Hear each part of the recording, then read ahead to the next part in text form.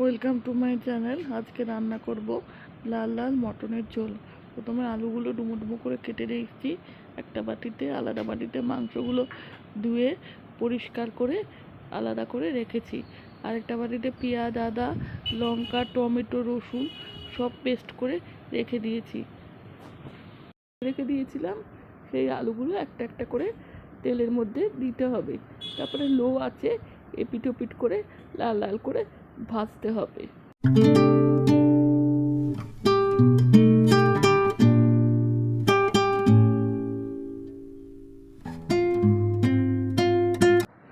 যখন লাল লাল brown colour হয়ে যাবে তখন মাটনগুলো যে ধুয়ে রেখেছিলাম সেগুলো দিয়ে দিতে হবে।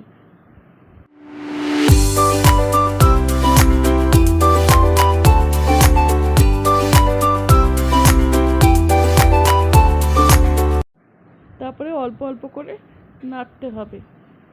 নেড়ে কিছুক্ষণ নাড়ার পরে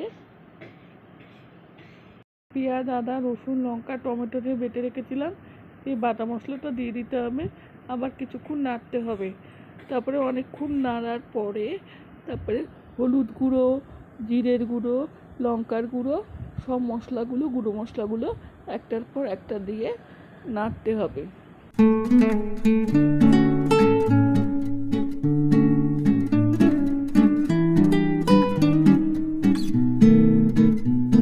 এপিট ওপিট করে কষাতে হবে। অন্তত 10 মিনিট কষাতে হবে।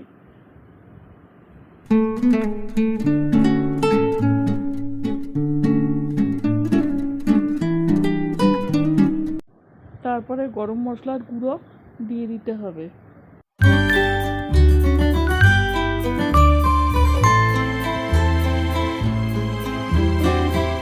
কিছুক্ষণ কষানোর পরে পরিমাণ মতো নুন দিতে হবে। নুন দিয়ে আবার নাড়তে হবে। পরে যখন অনেকক্ষণ কষানোর পরে তেল ছেড়ে আসবে তখন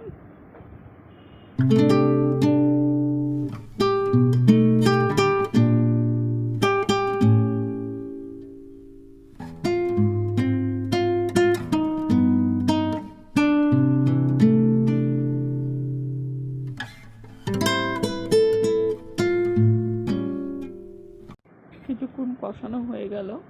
তারপরে যখন হালকা তেল ছেড়ে আসবে